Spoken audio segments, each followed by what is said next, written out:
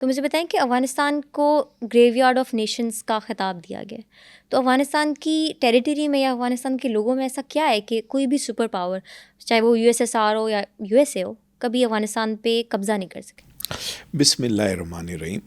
دیکھیے، بات یہ ہے کہ یہ کہنا کہ قبضہ نہیں کر سکی نا، یہ شاید اتنا درست نہیں ہے۔ ہاں، ہوتا یہ رہا ہے کہ افغانستان پر ایک دفعہ قبضہ تو ضرور ہو جاتا ہے، لیکن اس کے بعد گریلا لڑائی شروع ہو جاتی ہے، اور وہ جو گریلا لڑائی ہے وہ پھر چلتی رہتی ہے، اور آخر کار صورتحال اس طرح پہنچتی ہے کہ جو ملک آیا ہوتا ہے پھر وہ واپس جاتا ہے۔ لیکن ہم اسے ایک اور طریقے سے بھی دیکھ سکتے ہیں۔ دیکھیں، سوویت یونین جو تھا وہ افغانستان کی ریکویسٹ پر آیا تھا۔ افغانستان کی اس وقت کی جو حکومت تھی اس نے سوویت یونین سے کہا کہ آپ آئیں اور ہمارے یہاں کے معاملات کو ٹھیک کریں، تو سوویت یونین خود سے نہیں آیا تھا۔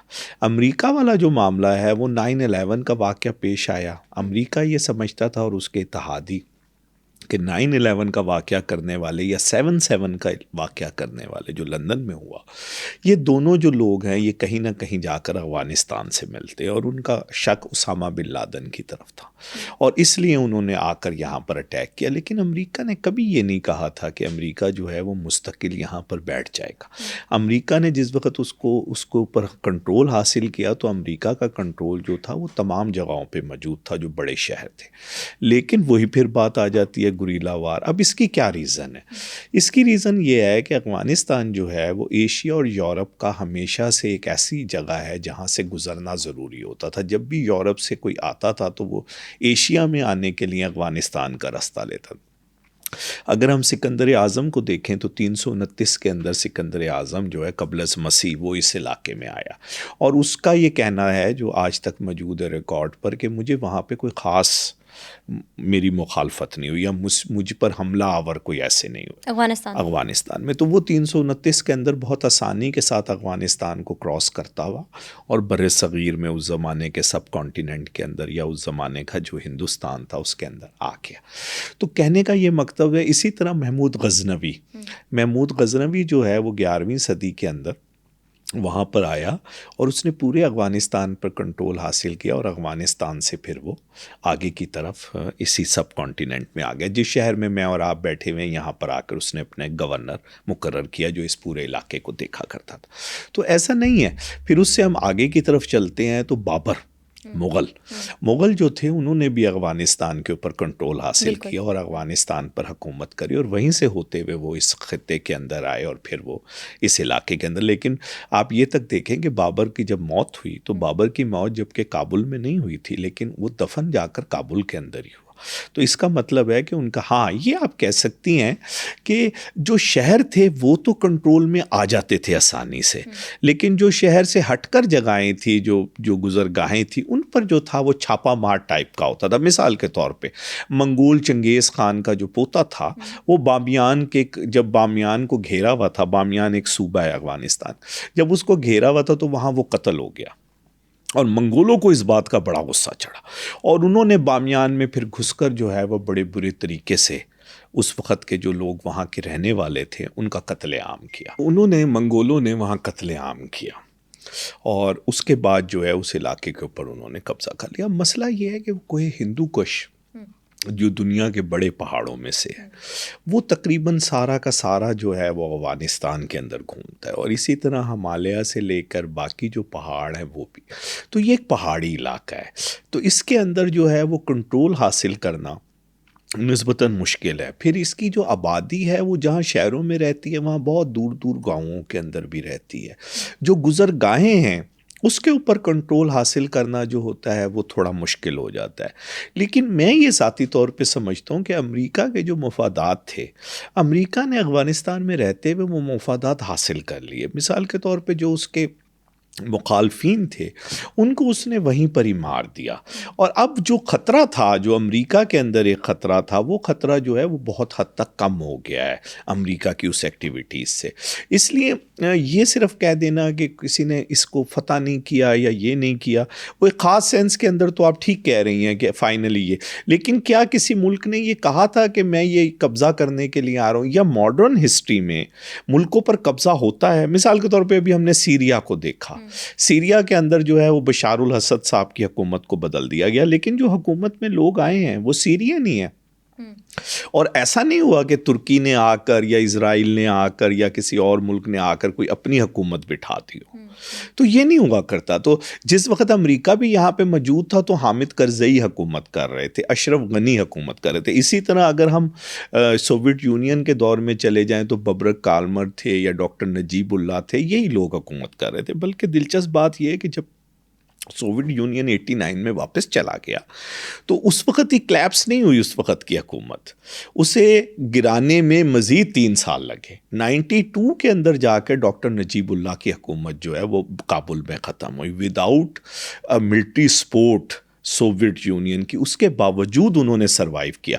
اور اگر آپ وہاں حکومتوں کا ٹینیور دیکھیں تو زیادہ ٹینیور کسی حکومت کا نہیں ہوتا، اتنا ہی ہوتا ہے جتنا نجیب اللہ نے اس کے بعد کنٹرول حاصل کیا. اگر ہم طالبان کو دیکھ لیں یا ہم مجاہدین کی حکومتوں کو دیکھ لیں تو وہ بھی تھوڑے تھوڑے سے عرصے کے لیے، مثال کے طور پہ جو مجاہدین کی حکومت بنی وہ 92 میں بنی، اور 96 کے اندر وہاں پہ جو تھا وہ طالبان نے ٹیک اوور کر لیا یا اس کی ابتدا کر دی اس نے. تو یہ ساری صورتحال ہے. ہم نے تھوڑی سی متھ زیادہ بنا لی ہے کہ افغانستان جو ہے وہ کبھی وہ نہیں ہوا، کنٹرول نہیں ہوا، یہ نہیں ہوا. افغانستان دیکھیے بہت مختلف سا ملک ہے.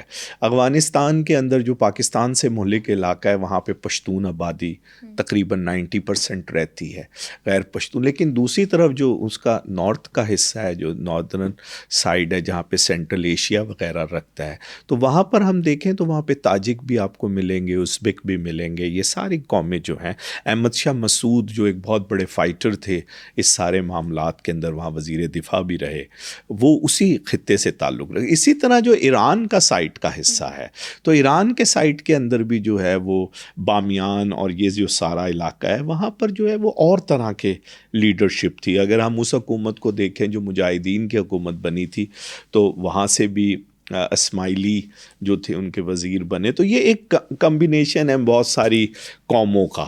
تو اس کے اندر جو ہے آپسی معاملات بھی جو ہیں، اور اسی لیے ان آپسی معاملات کی وجہ سے یہاں اکثر لا اینڈ آرڈر کی سچویشن جو ہے وہ خراب ہو جاتی ہے، کیونکہ ایک دوسرے کے اوپر ٹرسٹ ڈیفیسٹ بہت زیادہ ہے ایک دوسرے پر. مثلا آج کی حکومت کے بارے میں یہ خیال ہے، جو کوشش کی گئی تھی اس حکومت کے آنے سے پہلے کہ اس حکومت میں تمام لوگ ریپرزینٹ ہوں گے، تمام جو کمیونٹیز ہیں، تمام ایتھنک گروپ یا تمام ریلیجیس، لیکن ایسا نہیں ہو سکا. اور آج وہ حکومت جو ہے وہ بنیادی طور پہ پشتون حکومت ہے اور ایک ہی قسم کے مذہبی خیالات کے لوگوں کی حکومت ہے. تو یہ وہاں کے پرابلمز ہیں جس کی وجہ سے جو ہے وہ انٹرنلی مسائل جو ہے وہ اپنی جگہ پہ رہتے ہیں. اور جب انٹرنلی مسائل رہتے ہیں تو وہ ایکسٹرنل کی طرف دیکھتے ہیں، باہر کی طرف دیکھتے ہیں، کیونکہ ان کی طاقت باہر سے آتی ہے. تو اگر ہم دیکھیں تو جو 79 سے لے کر 89 یا 92 تک کی حکومت تھی وہ پاور گین کر رہی تھی سوویت یونین کے ذریعے سے. اس کے بعد ہم اگر دیکھیں 9/11 کے بعد تو جو حکومتیں بنی وہ امریکہ اور اس کے اتحادیوں کے ذریعے سے کر رہی تھی. جو مجاہدین کی حکومت بنی اور طالبان کی پہلی حکومت بنی یا ابھی کی حکومت بھی ہے وہ بہت زیادہ بیس کرتی ہے پاکستان کے اوپر اور پاکستان سے. بلکہ آج والی حکومت کو بھی امریکہ جو ہے وہ ابھی چند دن پہلے تک باقاعدہ مالی امداد دے رہا تھا. ایک طرف جو ہے امریکہ ایکسیپٹ نہیں کرتا طالبان حکومت کو، لیکن دوسری طرف جو تھی وہ باقاعدگی سے امریکن امداد جو تھی وہ مل رہی تھی، اور این جی اوز کے تھرو علیحدہ پیسے مل رہے تھے. تو یہ تو امریکہ کی بھی ڈبل گیم نہ ہوئی. بالکل امریکہ بھی یہ سمجھتا ہے کہ وہ بالکل کسی چیز کو کنارہ نہیں. لیکن ابھی ٹرمپ صاحب کے آنے کے بعد انہوں نے صرف دنیا کے 2 ملکوں کی امداد کو بحال رکھا ہے، باقیوں کو فی الحال روک دیا ہے. مثلا بند نہیں کیا، انہوں نے کہا ہے کہ ہم اس کو ایک دفعہ دوبارہ دیکھ رہے ہیں کہ کیا اس کو ہمیں ضرورت ہے یہ دینے کی یا نہیں. مصر اور اسرائیل کے علاوہ، مصر اور اسرائیل کو انہوں نے کہا ہے کہ یہ کنٹینیو رہے گی.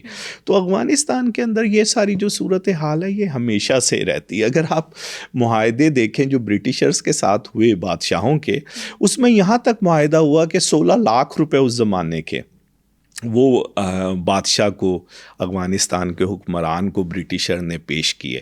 تو وہاں گیو اینڈ ٹیک کے ساتھ ہی جو ہے اگر ہم پچھلے 200 سال کے اندر دیکھیں یا 200 سال سے بھی زیادہ میں دیکھیں تو تقریباً حکومتیں جو ہیں وہ اسی طرح چلی اور باہر والوں نے ان کو سپورٹ کیا ہے. اور ایک بفر زون بھی تھی ایک زمانے میں اگر ہم فرسٹ ورلڈ وار اور اس کے بعد کے حالات میں دیکھیں تو یہ جو تھی ایک بفر زون تھی کہ اس طرف سوویٹ یونین بیٹھا ہوا تھا کیونکہ وہ سینٹرل ایشیا تک آ گیا تھا، دریائے آمو تک سوویٹ یونین کی حکومت تھی، اور اس طرف برٹشرز جو تھے انہوں نے جو معاہدہ کیا تھا، انہوں نے کہا تھا کہ دریائے خیبر سے آگے ہم نہیں جائیں گے، تو دریائے خیبر تک جو تھی وہ برٹشرز کی حکومت تھی، تو بیچ میں افغانستان تھا۔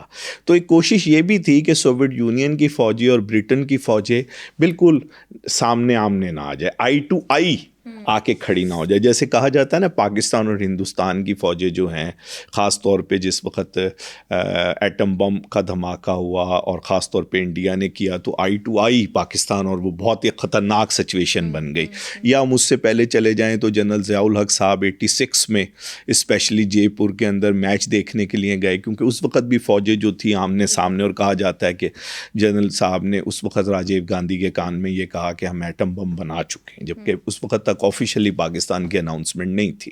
تو یہ سچویشن جو تھی اس کو اوائڈ کیا سوویٹ یونین نے بھی، کیوں نہ وہ زائر کی حکومت ہو، مثلا جو سوویٹ یونین میں بادشاہ تھے انہوں نے بھی اس چیز کو اوائڈ کیا، یا کیوں نہ وہ کمیونسٹ انقلاب کے بعد کی حکومت ہو، تو انہوں نے کوشش کری کہ اس بفر زون کو قائم رہنے دیا جائے۔